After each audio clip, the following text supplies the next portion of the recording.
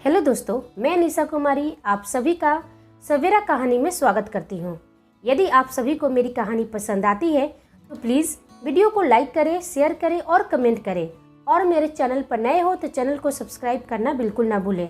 चलिए हम अपनी कहानी की तरफ बढ़ते हैं।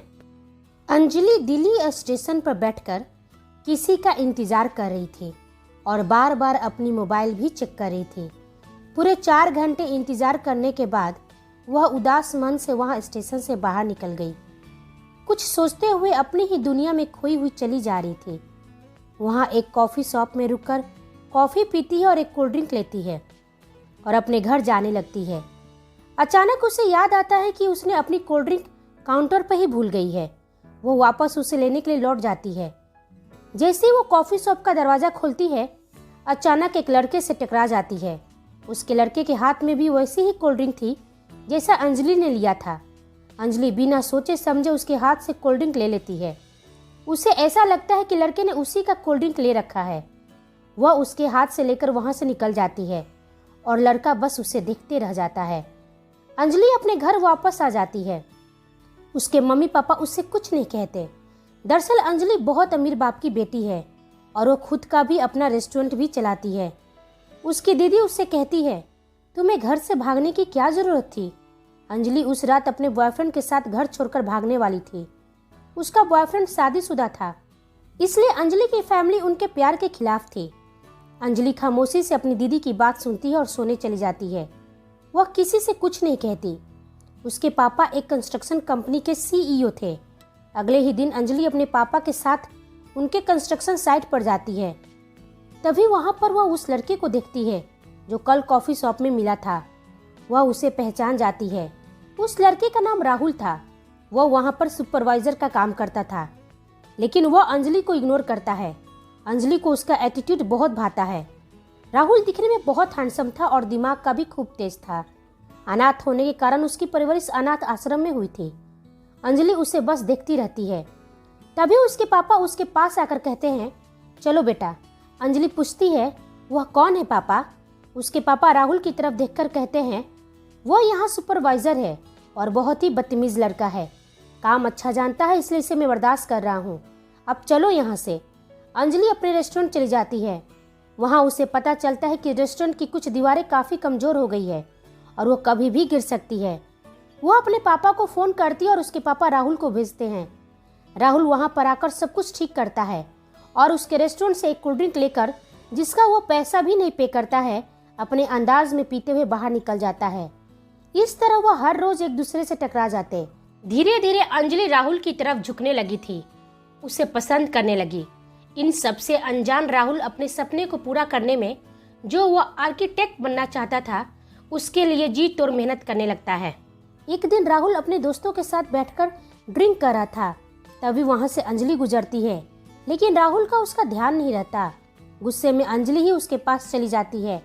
उसे वहां देखकर राहुल हैरान रह जाता है और उसके सभी दोस्त वहां से चले जाते हैं। राहुल उससे पूछता है, तुम यहाँ कैसे। अंजलि कहती है, ध्यान कहाँ है तुम्हारा।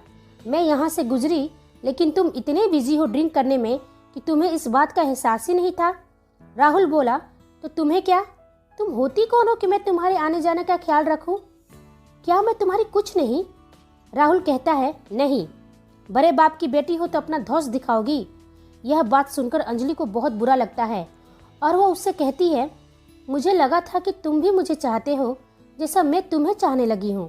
राहुल कहता है, अब जाओ यहाँ से। अंजलि अपने तेवर में आ जाती है और कहती है, नहीं जाऊंगी यहाँ से। तो क्या कर लोगे। राहुल कहता है, ठीक है तो मैं ही चला जाता हूँ। अंजलि उसका हाथ पकड़ लेती है और कहती है कि मैं तुम्हें भी नहीं जाने दूंगी। राहुल कहता है, क्या बदतमीजी है, मेरा हाथ छोड़ो। अंजलि कहती है, नहीं, मैं तुम्हारा हाथ छोड़ने के लिए तो नहीं पकड़ी हूँ। राहुल का उसका यह अंदाज बहुत पसंद आता है और चाहते हुए भी वो अपना फीलिंग नहीं छुपा पाता है।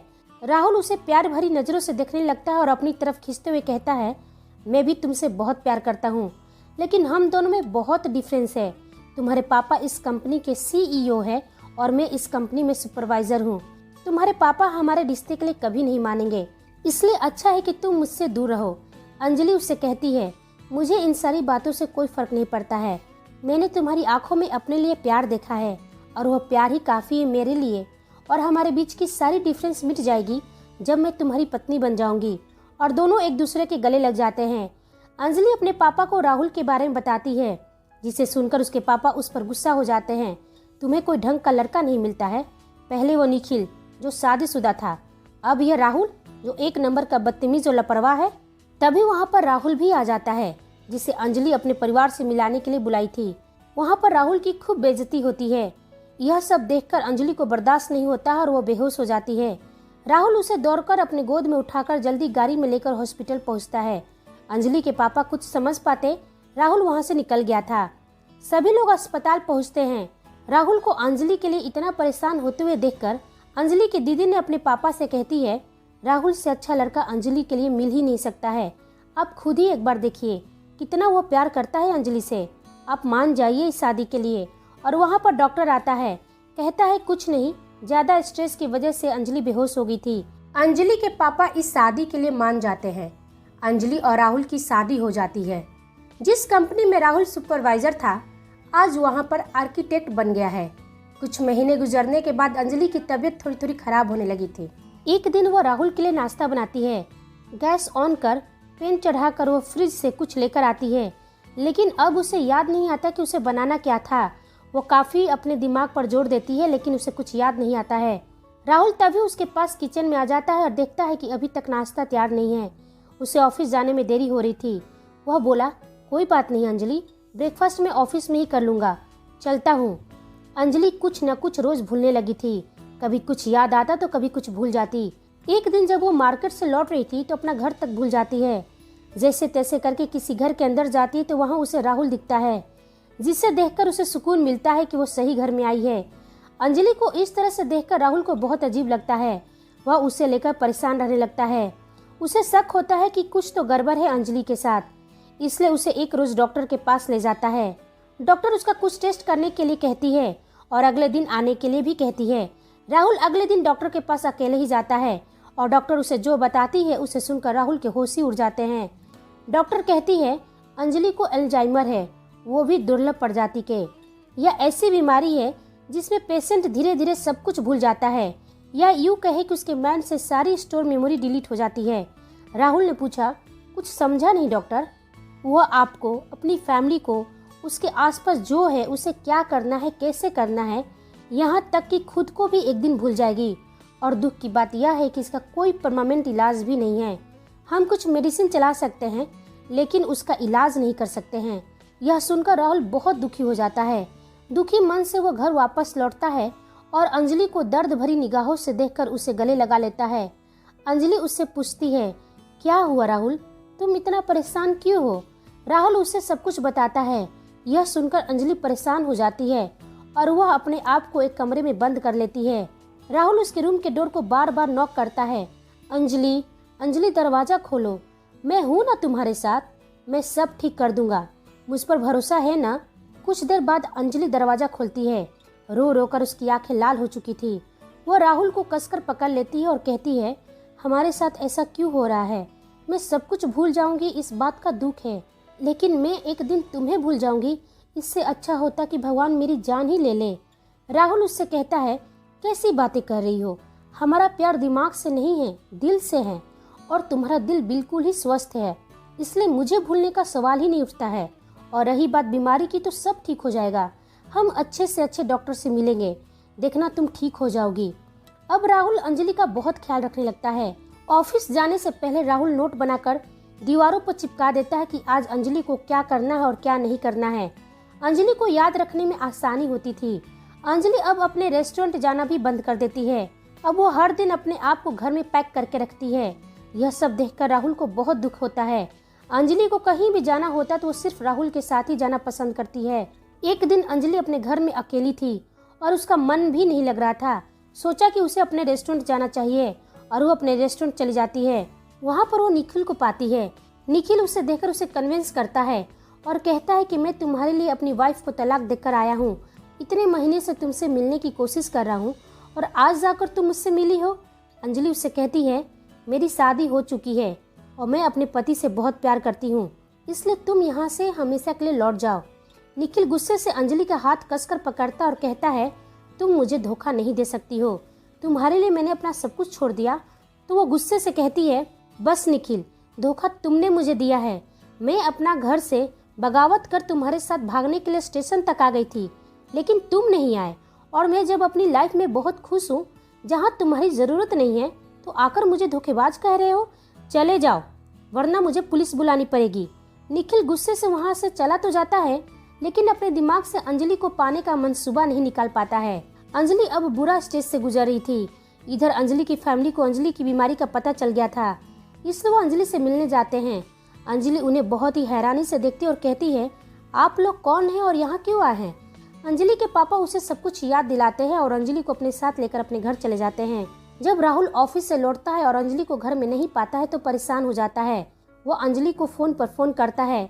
तभी उधर से अंजलि के पापा उससे कहते हैं, अंजलि मेरे पास है, अब वो वहाँ नहीं आएगी। राहुल फोन काट कर सीधे अंजलि के घर पहुँचता है। वहाँ पर वो अंजलि के पापा से कहता है, आप बिना मुझसे पूछे और बिना मेरी इजाज़त के अंजलि को यहाँ कैसे ला सकते हैं। अंजलि के पापा उससे कहते हैं कि अब अंजलि तुम्हारे साथ नहीं रहेगी, तुम्हारे साथ रहेगी तो हर समय डर बना रहेगा कि कहीं उसके साथ कुछ हो ना जाए। तुम्हारे पास इतना भी टाइम नहीं है कि तुम मेरी बेटी का ख्याल रख सको, इसलिए अंजलि अब यही रहेगी। राहुल कहता है, माना कि आपकी बात सच है, लेकिन अंजलि मेरी पत्नी है, मेरी जिम्मेदारी है, मैं उससे बहुत प्यार करता हूँ। मैं अंजलि को एक पल के लिए भी अपने आप से दूर नहीं कर सकता हूँ, इसलिए अच्छा होगा कि आप अंजलि को मेरे साथ भेज दीजिए। उसके पापा कहते हैं, अंजलि एक दिन सब कुछ भूल जाएगी, यहाँ तक कि तुम्हें भी भूल जाएगी, इसलिए तुम चले जाओ और मैं तुम्हें तलाक का पेपर भेज दूंगा। यह सुनकर राहुल बहुत गुस्सा करता है और कहता है, आपने सोचा भी कैसे कि मैं अंजलि से तलाक लेने वाला हूँ। अंजलि मेरी सब कुछ है, मैं उसके लिए सारी दुनिया छोड़ सकता हूँ, लेकिन उसे नहीं छोड़ सकता हूँ। आपको जो करना है कर लीजिए। राहुल अंजलि को बुलाता है। अंजलि उसके पास आ जाती है। राहुल उससे कहता है कि चलो मेरे साथ, लेकिन अंजलि उसे पहचान नहीं पाती है। वह कहती है, आप कौन हैं और मैं क्यों चलूँ आपके साथ। यह सुनकर राहुल को बहुत तकलीफ होता है। वो कहता है, अंजलि तुम मुझे इतना जल्दी भूल गई, मैं तुम्हारा राहुल हूँ, याद करो। अंजलि उससे कहती है, मुझे कुछ याद नहीं है, आप यहाँ से जाइए। राहुल अंजलि से कहता है, अंजलि याद करो, भले मैं तुम्हारे दिमाग से मिट चुका हूँ, लेकिन अपने धड़कते हुए दिल से पूछो, मेरा तुम्हारा रिश्ता दिल से है, दिमाग का नहीं। याद करने की कोशिश करो, मैं तुम्हारा राहुल हूँ। वह सारी बातें याद कराने की कोशिश करता है, लेकिन अंजलि को कुछ भी याद नहीं आती है। लाचार और बेबस वो अपने घर लौट जाता है, लेकिन हर समय अंजलि को याद करके उसकी आंखों में आंसू आ जाती है। अंजलि के बिना उसका जीवन और उसका घर दोनों सूना हो गया था। वो अंजलि को देखने हमेशा उसके घर के पास जाता, लेकिन उसके पापा अंजलि से उसे मिलने नहीं देते हैं। अंजलि भी इधर सब कुछ भूलने लगी थी। उसे अपने ही परिवार को पहचानने में दिक्कत होने लगी। अंजलि की दीदी को राहुल और अंजलि का इस तरह से दूर रहना अच्छा नहीं लग रहा था, इसलिए वह राहुल की मदद करने की सोचती है। राहुल उन्हें बताता है कि अंजलि को आप उसी जगह पर ले जाइए जहां मैं और अंजलि मिला करते थे। मुझे यकीन है कि अंजलि को फिर से सब कुछ याद आ जाएगा। एक दिन उसकी दीदी ने कहा, अंजलि चलो हम बाहर घूम कर आते हैं। अंजलि बाहर घूमने जाती है। उसकी दीदी अंजलि को हर उस जगह पर ले जाती है जहाँ अंजलि राहुल के साथ समय बिताया करती थी। धीरे धीरे अंजलि को राहुल की याद आने लगती है। इससे पहले कि वो सोचती है कि मैं राहुल को फिर से भूल जाऊं, वो अपने राहुल के पास लौट जाती है जहां राहुल उसका अपने घर में इंतजार करता है। वह अंजलि को देखकर खुश हो जाता है और दोनों एक दूसरे के गले लग जाते हैं। राहुल कहता है, मुझे पूरा भरोसा था अंजलि कि तुम्हें सारी बातें जरूर एक दिन याद आ जाएगी, लेकिन फिर अंजलि धीरे धीरे भूलने लगती है। इसलिए राहुल डॉक्टर से मिलने चला जाता है। राहुल डॉक्टर से पूछता है, डॉक्टर कोई तो उपाय होगा अंजलि को ठीक करने का। डॉक्टर कहती है, जब तक दवाइयाँ चल रही है तब तक उनका दिमाग थोड़ा काम करता रहेगा, लेकिन पूरी तरह से नहीं। यदि अंजलि सब कुछ भूल भी जाती है तो उसके दिमाग में अगर हम नई यादें, कहानी कुछ भी स्टोर करते हैं तो हम ये नहीं बता सकते कि कितने समय के लिए वो याद रखेगी, और पुरानी यादें कब और कैसे याद आएगी यह भी हम नहीं बता सकते हैं। लेकिन तुम्हें कोशिश करते रहना होगा राहुल। राहुल अपने घर पहुंचता है तो वहाँ पर वो निखिल को देखकर गुस्सा हो जाता है और अंजलि राहुल को देखकर निखिल के पीछे छुप जाती है। दरअसल अंजलि निखिल को ही अपना पति समझने लगती है।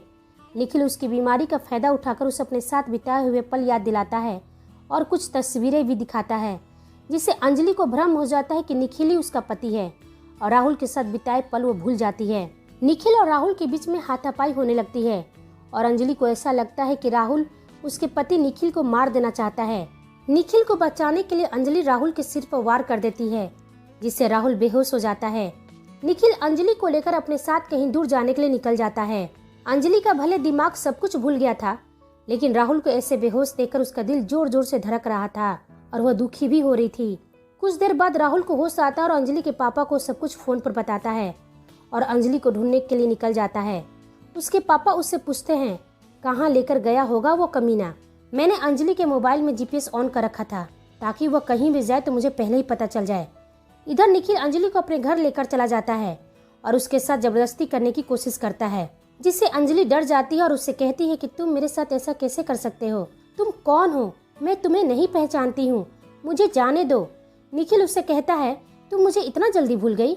मैं तुम्हारा पति हूँ। तो अंजलि उससे कहती है नहीं, मुझे कुछ याद नहीं आ रहा है, मुझे यहाँ से जाने दो। लेकिन निखिल उसे कमरे में बंद कर देता है। अंजलि उससे बार बार रिक्वेस्ट करती है कि प्लीज दरवाजा खोलो, मुझे कुछ भी याद नहीं आ रहा है, मुझे कुछ अच्छा नहीं लग रहा है, प्लीज मुझे जाने दो। लेकिन निखिल उसको कहीं नहीं जाने देता है। राहुल और अंजलि के पापा वहाँ पहुँच जाते हैं जहाँ निखिल अंजलि को लेकर गया था और पुलिस भी वहाँ आ जाती है। पुलिस निखिल को अरेस्ट कर लेती है।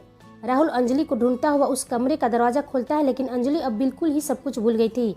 वह चाह कर भी कुछ याद नहीं कर पा रही थी। वह राहुल को बहुत हैरानी से देखती है, लेकिन कुछ कहती नहीं है। राहुल उसे गले से लगा लेता है और कहता है अब बस अंजलि, अब बहुत हुआ। जब तक तुम ठीक नहीं हो जाती मैं तुम्हें खुद से एक पल के लिए भी दूर नहीं कर सकता हूँ। निखिल राहुल से कहता है इस बेवकूफ लड़की के लिए तुम अपनी जिंदगी बर्बाद कर रहे हो, जो अगले ही पल फिर से तुम्हें भूलकर किसी और के साथ हो जाएगी। राहुल अंजलि से कहता है जिसे जो कहना है कहने दो, तुम बिल्कुल ठीक हो और इन आंसुओं को बाहर मत आने दो, मेरे लिए तुम्हारी आंसू बहुत कीमती है। अंजलि राहुल का हाथ को पकड़कर कहती है भले मुझे कुछ याद नहीं है, लेकिन मेरा दिल बार बार यही कहता है कि तुम ही मेरे सब कुछ हो। अंजलि और राहुल एक दूसरे को फिर से गले लगा लेते हैं, यह जानते हुए कि मालूम नहीं अंजलि की यादें फिर कब लौटेगी।